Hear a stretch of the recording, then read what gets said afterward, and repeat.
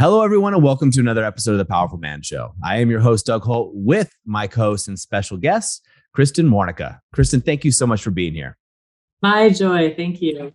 Well, guys, I had an amazing experience talking with Kristin just yesterday over coffee, and she happens to live in Bend, where I live, and I'll go into that in a second.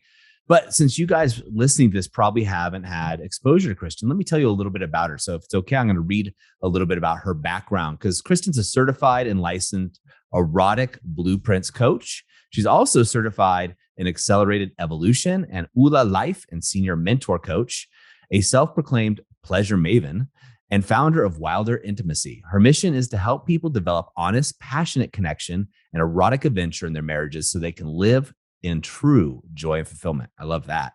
Kristin's lived experience of healing after divorce, complex PTSD, post-concussive syndrome, and abuse gives her a deep capacity for empathy and understanding.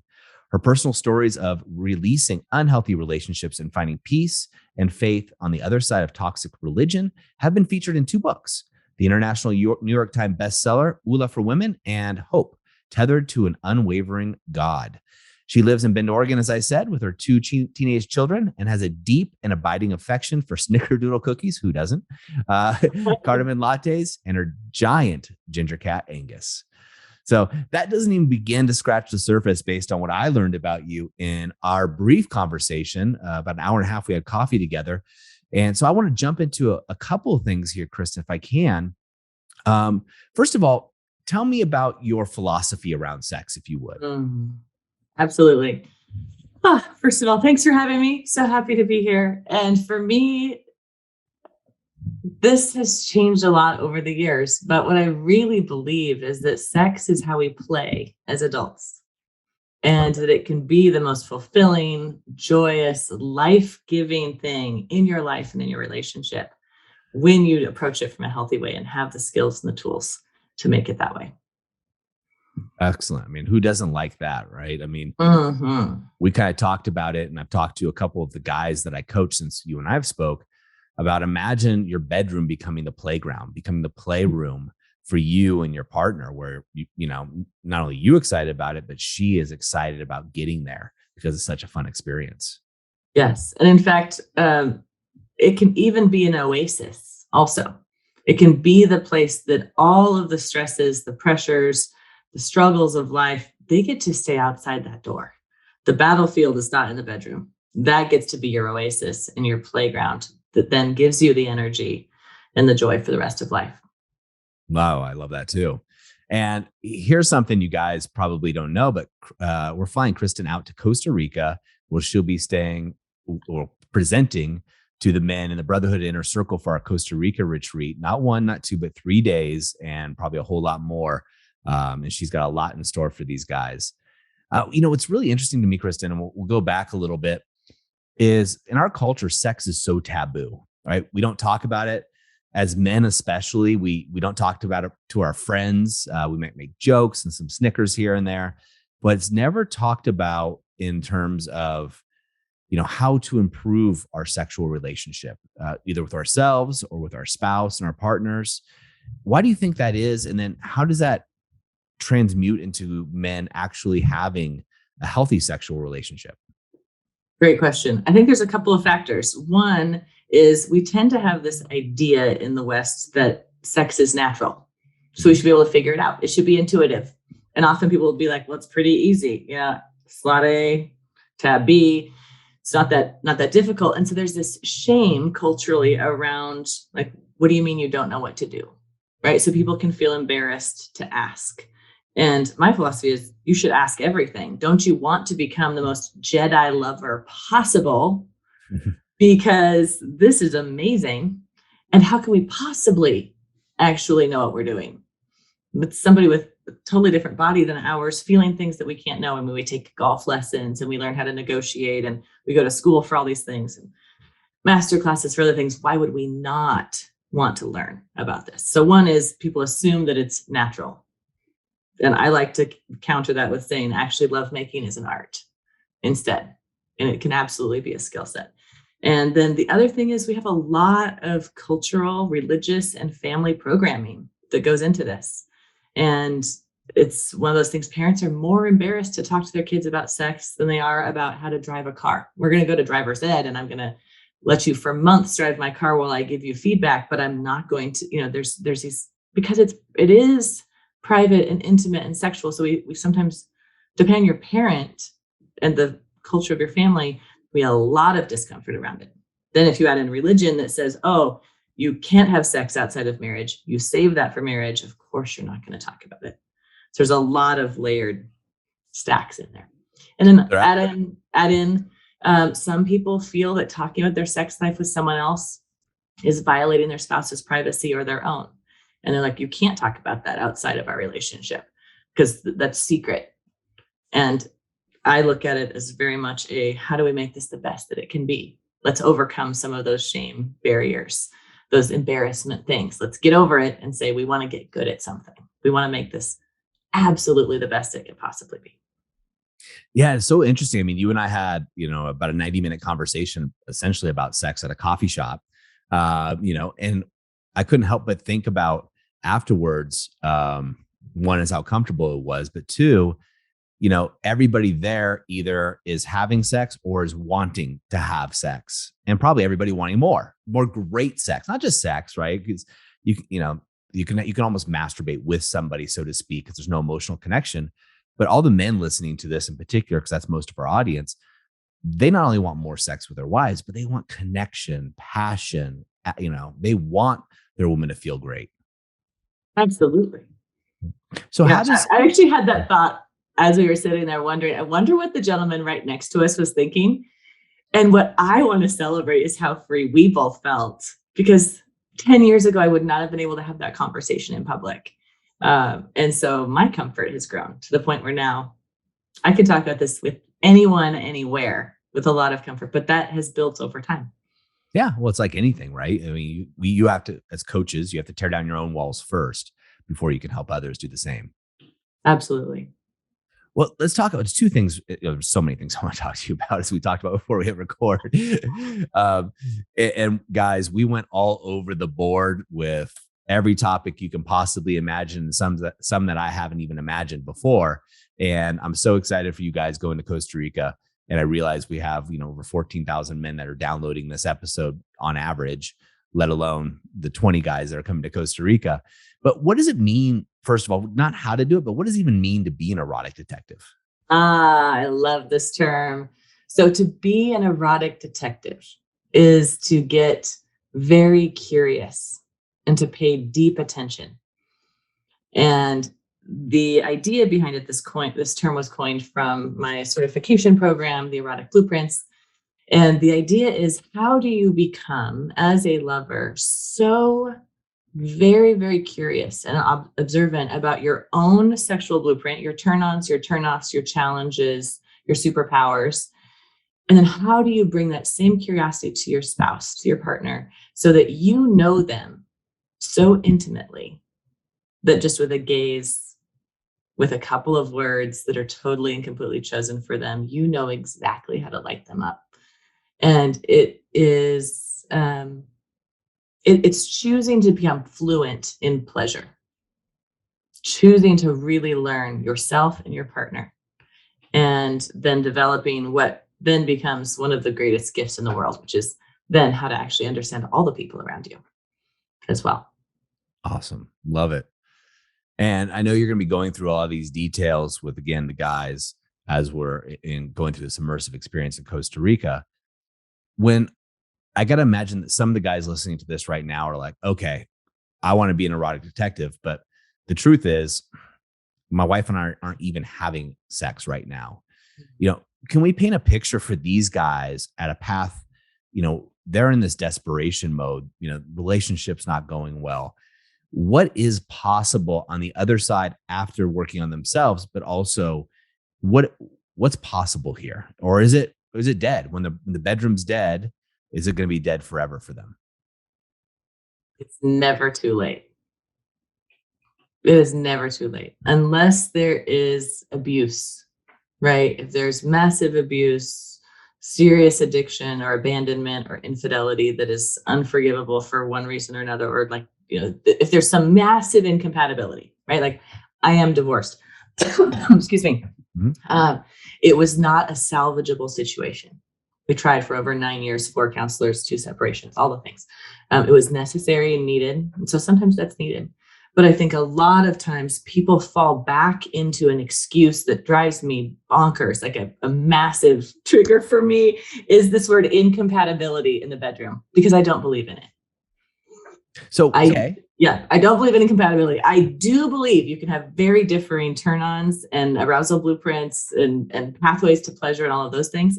But what you need is to become this erotic detective, to become fluent in pleasure, and then develop this custom recipe. So we talked the other day about how people will have 2 or 3 favorite recipes, so to speak, in the bedroom. They know that if I do this, this, and this, then this is going to happen. And they fall into a rut. It becomes very predictable. And even, special occasions, birthdays, anniversaries, those kinds of things. It's like the same thing every year. And it becomes this sort of broken record. And novelty is really important. And as is saying, wow, let's expand. These things work, but we're not going to keep doing these things. Let's, instead of these 3 recipes that we always make, go-tos, let's create this huge field where we can co-create. It's not something that we do. It's a place we go together and we co-create it. It can be different every time. It's always expanding. So when you say what's possible is on the other side of disconnection, on the other side of boredom, on the other side of routine and duty, discomfort, fear, all of those things, loneliness, right? That's the true reality of a lot of marriages. I've lived in that. On the other side, if you can work your way through and you can learn these communication skills and then these sensual and sexual tools and skills, what's on the other side is what you think 10 is, what you think your peak erotic experience of your life is, what you think the best of the best is. Let's just call it a 10. That might become your new 3. I mean, who doesn't want ceiling. There's no ceiling to pleasure. It can keep going. And there's no end to the expansion. Even in a completely monogamous relationship, there's no end to the expansion and joy that's possible. And for example, men and women have so much capacity for sexual pleasure. So we're talking about this where, I kind of knew one kind of orgasm for 15 years of marriage. And that was it. I knew one thing. And now I can't even count the number of different types of orgasms that are possible in my body, like including totally off body without touch. Sounds crazy, but energetic orgasms and brain orgasms are real things. And men can become multi-orgasmic and be able to achieve high levels of pleasure, lasting forever, and multiple orgasms without ejaculation as well. And so there's no end. It's limitless. It really is limitless. And right, I told you right before we got onto this particular call, this conversation, I was doing a coaching session with one of the men from our inner circle. And, he's been with us for over a year at this point, and he was on the fence of filing divorce papers, dead in the bedroom. And now he and his wife are having amazing sex. And I mentioned our conversation, and the analogy I would give you guys listening to this, it's kind of like, if you've been so out of shape that you haven't gone running or anything, the idea of running a 5K, it just seems impossible. But then you start working out, you start jogging, you start getting your mojo in. And then what becomes reasonably impossible starts to become possible. And then you start looking at the idea of a marathon or something else that could come your way, right? And this is a similar analogy to what you're saying. And we have real world examples of guys really repairing these things and coming back. And, with what you're able to do, it's just taking it to another level. A beautiful picture, because I did do a half marathon, and I started out not able to even run for 1 minute, right? And it was the tiny steps. I never thought that I could do a half marathon and complete it and enjoy myself in the process. And it was that commitment to learning, right? Signing up for the accountability group and showing up for the running classes and doing the work. So I love that. I love it too. And when you talk about the erotic blueprints, give you guys a taste, what are some of the, I'm not going to say this right, and I apologize, not personalities, but what are some of the nomenclature that's involved in the erotic blueprints? Personalities is a great way to put it, actually. I look at the Erotic Blueprints as so much more than just the bedroom. It's actually how we approach life in so many ways. So it's similar to a personality assessment, like Myers-Briggs or Enneagram or something like that. And Strengths Finders. Let's look at it like Strengths Finders, because I like that one. If you look at it from an Erotic Blueprints perspective, there are 5 basic types of Erotic Blueprints, massive big categories. Everyone, for the most part, has a blend of percentages of all of them. And so it's really a unique fingerprint for each person. And so they might be 20% sexual and 50% kinky and, 30% something else, right?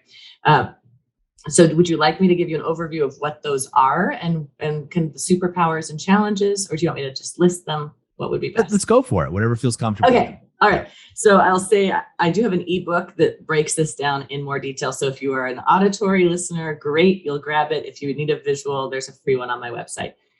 So the classic for men are stereotyped badly in this. The classic erotic blueprint stereotype for a Western male is the sexual blueprint. And so that means very goal-oriented and directed. So as long as there's going to be nakedness, genitals, and orgasm, they're in. So they're very straightforward as lovers. You never have to guess what a sexual is thinking, which is just like, yes, yes, yes. Would you like more? They're just always in the mood, very quickly turned on. So they have a 0 to 60 turn on. Like kind of the joke with a lot of sexuals is like, she doesn't mean to turn me on, but like she just turned around. She was showering and I'm ready to go. So they're always ready to go, very quickly turned on, very visual and very direct. So a sexual, very important note, needs sex to relax. And this is very misunderstood. And so sexuals get a bad rap in our world because people are like, all they want is sex. Well, it's actually the way that they relax. They want to snuggle afterwards. They can sleep afterwards. They can do all the romantic, sensual things after, but they need sex first. And so often they can be misunderstood and starving, that their needs can actually be deprioritized and judged. So I have kind of a soft spot in my heart for the sexuals. So their superpowers are always ready to go and very fast turn on. And then being really visually stimulated. The shadow being, they're always in the mood, even if their partner isn't. It can sometimes be too surface. So avoiding deeper connection. And then they often will struggle with more pornography use than other blueprint types because they have such a visual need that is misunderstood. So that's a sexual. Questions on that? Yeah, no, just comments if I could. So you said something interesting to me, and because I can already hear 99% of the guys going, "Yep, that's me. Enough, you got me." But you had a different statistic on the number of men that actually fit this stereotype. Yeah, I actually pulled that up. Let me find that really quickly because it's a massive sampling to be able to look at the numbers. So let me look for that. I don't have it handy just at the moment, but we've had hundreds of thousands of people take the Erotic Blueprints quiz through our organization. I'm certified through them. And it's really interesting to look at the difference between masculine and feminine. So I will find that here in a moment. Yeah, no problem. And so I don't have it handy. Yeah. But I think people assume 99% of men are like this. It's this classic joke, and I think it's rather disrespectful. It's not true. Maybe 40% of men at most, I think, are sexual blueprint primarily. Oh. Awesome. And there's also this concept that women are not a primary sexual blueprint, which is also false. They're absolutely women with the same blueprint. They want to see their man undress and walk in front of them naked. They want to have, really regular sex. Quickies are like the best thing in the world for them. And most women don't even recognize that. And so then they think, oh my goodness, I self-pleasure way too often. What's wrong with me? Maybe I'm a sex addict. When actually they're just a primary sexual blueprint. Wow. Nothing wrong with their sex drive. So interesting to see how we can construe these things and then start to criticize ourselves and go down that path of self-loathing and guilt and shame. Right. Yeah. So the sensual blueprint is next, and this is the one that women typically are assumed to be. It's all the things that romance and romantic comedies are made out of, which is all of the candles and the soft music and the lace and the satin and all of the things, right, that go into a romantic date night. And what's beautiful about the sensual is that they feel arousal and pleasure through their entire five senses. And so they can actually experience tremendous pleasure and joy from a really amazing meal. Like if you want to take a sensual on a great date night, you are going to woo them with the most delicious food and drink and maybe some symphony, or I've just been seeing this Van Gogh immersive experience at some museums recently with music. I'm like, that is the perfect date night for a sensual. They will be in heaven. Right? Awesome. So they're turned on by their environment. So that's a beautiful thing because they experience pleasure through, like, I wore this actually in honor of, I'm wearing this red velvet jacket in honor of the sensual blueprint, because anything texture, tactile, anything they're just going to go bananas for.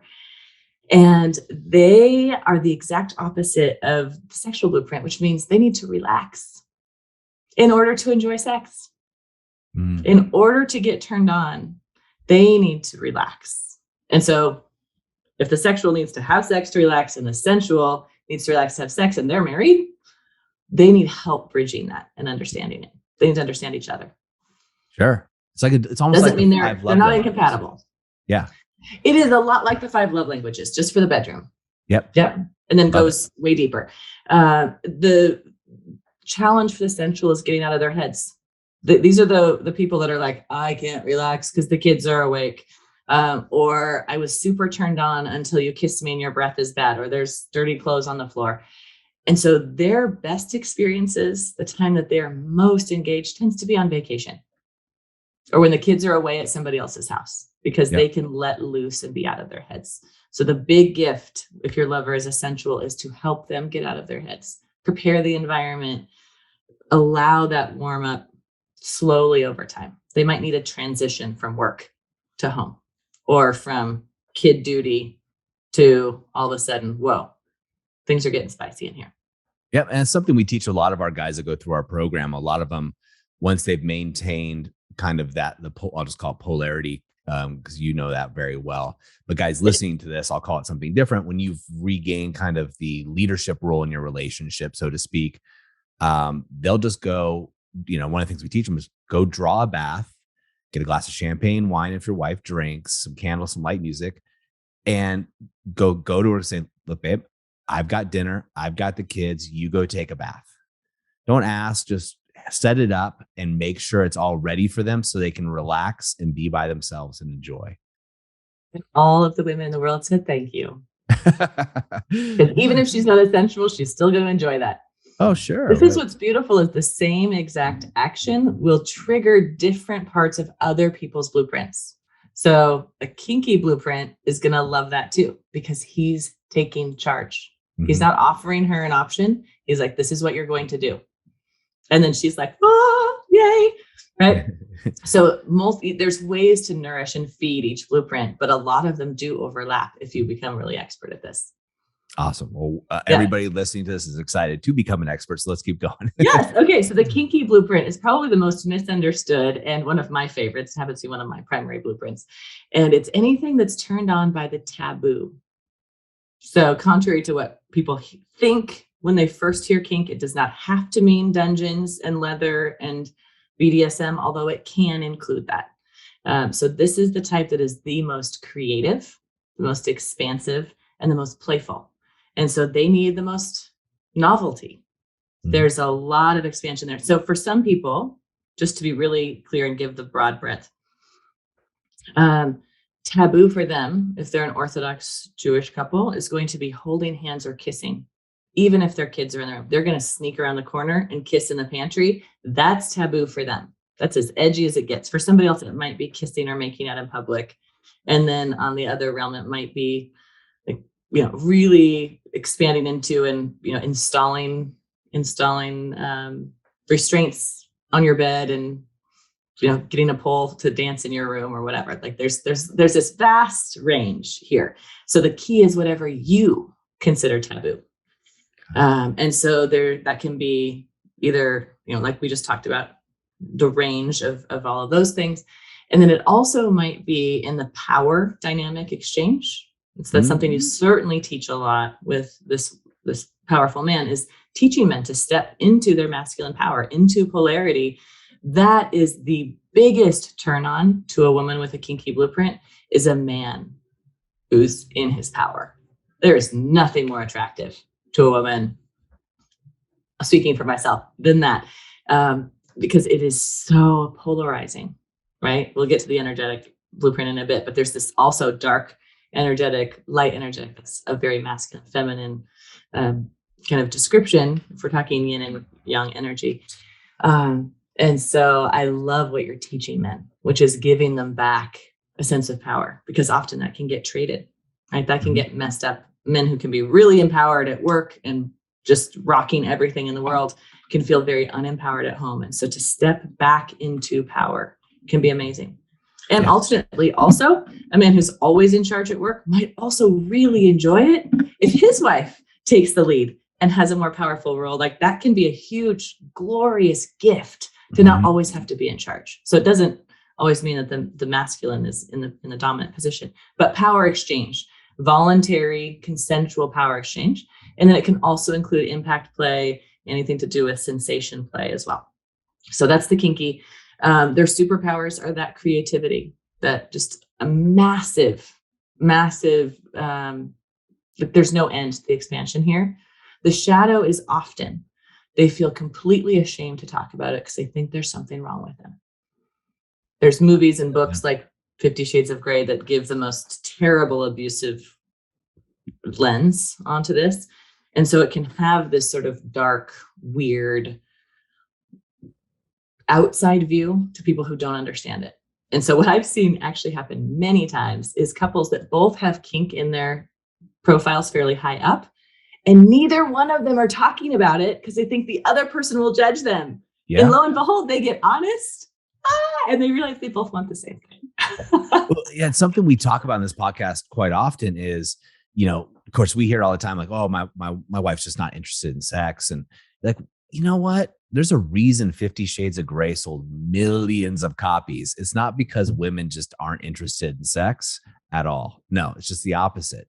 You just haven't been in a safe environment for her to feel like she can talk to you about what she wants and what she needs. Exactly.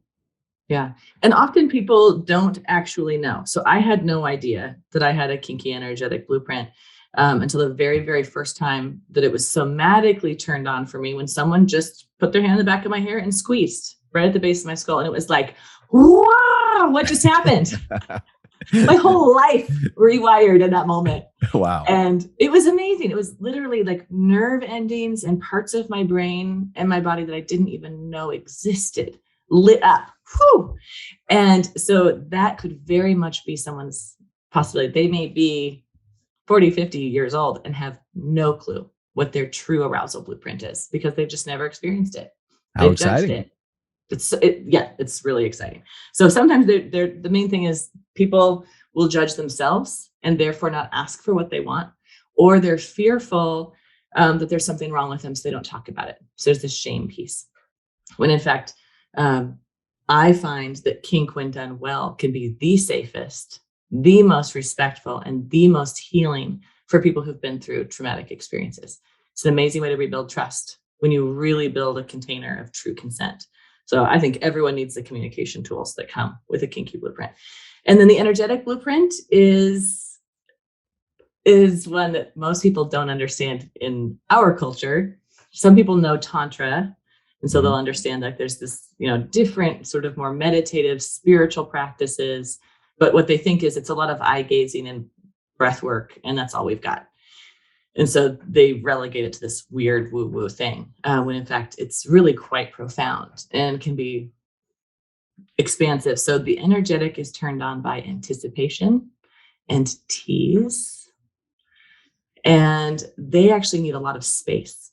So a sexual is like, I want to be up in your business, snuggling and holding and caressing and all the things. And the energetic is like, I want you to be over there, way over there. And I want you to devour me with your eyes.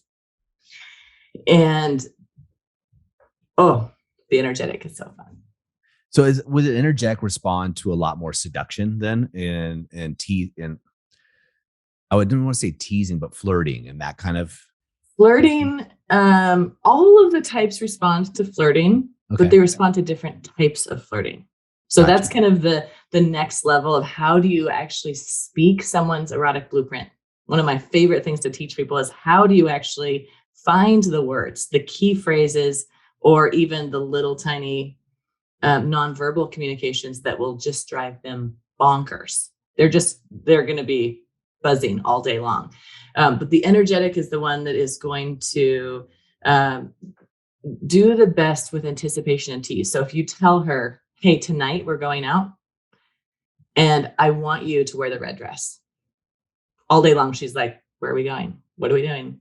I better shave my legs. Oh my goodness. What are we doing tonight? And she's going to get really excited because it's leading up. Like, don't tell her everything you're going to do. Leave surprise, but give enough that all day long she's thinking about wearing the red dress. Yep. Right. Love notes with little like texting with an energetic can be so fun because you can do little teeny tiny, just extending the anticipation. The longer the anticipation is, the better. Awesome. And so they're capable of off-body, non-touch orgasms and multiple orgasms. Like they have the most incredible sensitivity to feeling sensation. And so even something very off-body can actually lead to intense pleasure for them. So they have this incredible gift of feeling and imagination. That's super, super fun. The downside of that is that they can get overstimulated. So if you have an energetic spouse and you're tickling their feet, right? Or you're running your hand lightly up and down their arm while they're watching a movie. This happens to me a lot. I'll start like, I'll misfire. It's too much. It's too distracting if I'm trying to watch a movie or do something else. I need deeper touch to ground me if you're going to snuggle me on the couch while we're watching a movie, because I can't handle arousal and watching a movie at the same time because my brain will blow apart. So really knowing when is this touch arousing and then when is this touch irritating? When is it too activating and they actually need deeper pressure instead? So they're very turned on by this very, very light touch. Even breath on their skin can just send them to the heavens. And so they're incredibly gifted. And yet, if you come at them too soon, too directly, too fast, they shut down completely because it feels almost like an assault. It's too fast and too direct.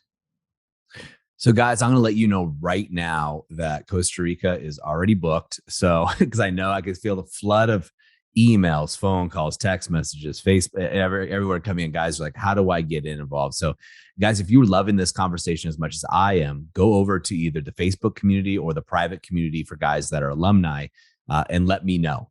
And we'll get Kristin to come back as well and expand on some of these things, but we're not done yet. Yeah. I love that. Yes. We know it would be fun to do with a bigger group for sure. Oh, but those 20 guys, you're in for a treat. I'm looking forward to meeting you. Yep. I mean, every guy that I've talked to in our advanced programs that's going is, over the moon. And then the guys that I've talked to who for one reason or another couldn't make it are like, just don't even tell me anymore. Just don't tell me anymore. I don't want to hear about it. That's the energetic blueprint, like the fear of missing out, but like the joy of the anticipation of the next time is actually great. There we go. Go ahead. No, I was just gonna say, I love it. I love it. Yeah, we have one more blueprint type. So may I share that briefly? And then we'll talk really quick about the sexual stages. I think that's important as well. Yep. So the final erotic blueprint is called the Shapeshifter. And what that means is all of the above, all of the strengths, all of the gifts, all of the superpowers of all of the 4 types, plus all of the shadows, all of the challenges. And so the Shapeshifter can be the most versatile lover. They can meet anyone, anywhere, and adapt and find pleasure in it. That's a gift. They also have a super high variety drive They need lots and lots and lots of different variety and novelty. The challenge being, because they're a shapeshifter and can flow into any blueprint type, they also can be starving in the other three. Ooh, and so they might be really getting their needs met with their partner in one area. They'll just adapt. They'll just match whoever that person is. So it's like The Runaway Bride, old Julia Roberts movie. She just likes her eggs. However, the guy that she happens to be dating likes his eggs. It took her to the very end of the movie to say, what do I actually want? What do I like? I'm going to try all this stuff. And that's what she found out. Oh, this is what I like. And so that's what a shapeshifter needs, is to say, wow, a lot of my needs have been unmet for a long time. There might be bitterness. There might be resentment. There might even be grief in there. They don't realize necessarily they're giving up parts of themselves, but they often sacrifice for their partner to try and meet them in their blueprint. And then a lot of their other needs are unmet. So the joy of this is understanding yourself, knowing yourself deeply. That's where we always start. Know yourself. Learn how to nourish yourself, and then learn how to meet your partner. And I'm assuming, Kristin, that, I know for me, I don't know if I'm a shapeshifter, but I see myself so much in so many of them. There's some more, some less, but I don't just singly identify with just one blueprint. Sure. You go through the list. I'm like, okay, it's like ordering off a menu. Yeah, I want that one. I want that one. I want this all sounds good. Right. I got to imagine, this is just me assuming, of course, that most people feel that way. Is that typically what happens? No, actually. So like, you may be a shapeshifter. Some people are like, there's no way that right there. Ooh, no, definitely not interested in that. Right. So that may be a gut reaction. And so when people take a written quiz about the blueprints, they will often test a certain way. But then when you get them on a table with their partner with a beautiful description, or if they're working with me and we do an A/B game where we actually say, do you like A or do you like B? Got it. You like A and B together instead, right? The body somatically knows truth that our mind doesn't, right? Our mind might think something is weird or wrong, but then we experience it and we're like, oh no, I actually really like that, which was my experience. I never knew that I was energetic or kinky. Yeah. And in fact, I now test 22.2% across the board. So I'm a shapeshifter, but my highest avenues are energetic and kink, in that order. But eventually I need all of them. Got it. But definitely most types see themselves in one or two, not all of the above. Interesting. Okay. Yeah. That's me making assumptions again. I just assume everybody's like me. Yeah. Well, and a lot of people will say like, oh, I'm 0% whatever.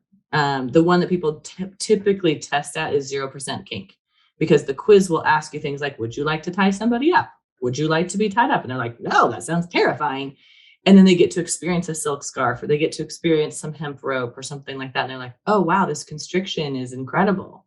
Mm-hmm. So it's not that they've necessarily been aware of what their nervous system is asking for. Gotcha. Like you said, it's endless possibilities. Absolutely. Perfect. Mm-hmm. So moving from the sexual blueprint, and I apologize, but you wanted to go into a transition talking about, I apologize. The sexual stages. Thank you. The sexual stages. Yeah. I think this is just an important one to remark on, that it's not just about erotic blueprints. It's not just about what turns you on and what turns you off. It's also, where are you in life and where are you in your relationship?